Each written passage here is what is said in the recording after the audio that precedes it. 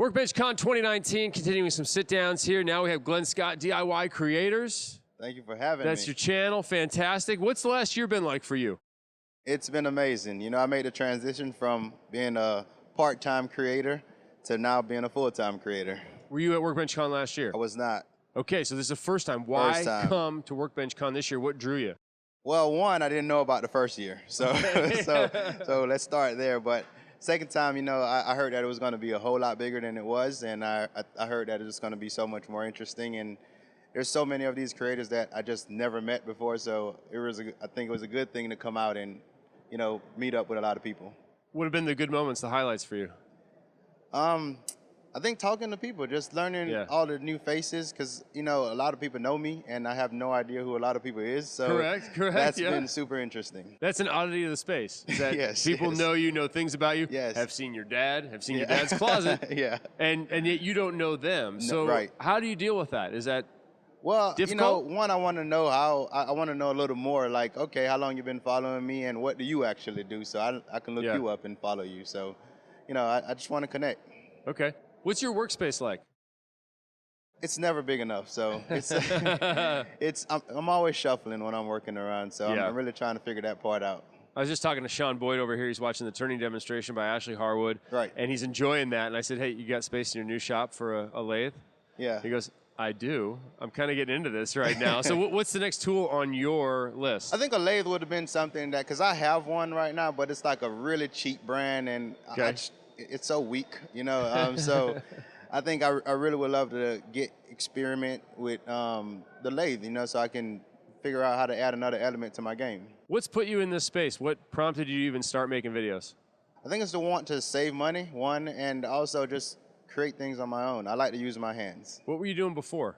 Home automation, you know. Home automation? Right. Okay. So alarm systems? Alarm systems, you know, home theaters, motorized shade treatment, lighting systems, like everything that make your house smart. Did you own the company, or were you working for them? No, I work for a company. Well, you own this company now, so DIY Creators is your company. Yeah. Is it unique for you to be African American and be in this space? Yeah, it is. I mean, you know, there's a lot of ways to look at this, because, you know, the audience are, you know, like surprised sometimes to see that, you know, there's a different kind of person doing this, and, you know, doing it well, I guess you can say. So it's been exciting for me, because a lot of people have pointed out that I've been a huge inspiration to them, and them seeing, I guess, somebody like me doing it make them feel like they can do it as well. Yeah, a lot of the channels are like that. It's a unique aspect for you. Do you feel like it gives you any advantages or any kind of first? I mean, I don't think so. Into the space, no? I don't really think so. You know, I just look at it more as a creative standpoint and what I can bring to the table. That's all that matters. Okay. What have the sponsor conversations been like at this event?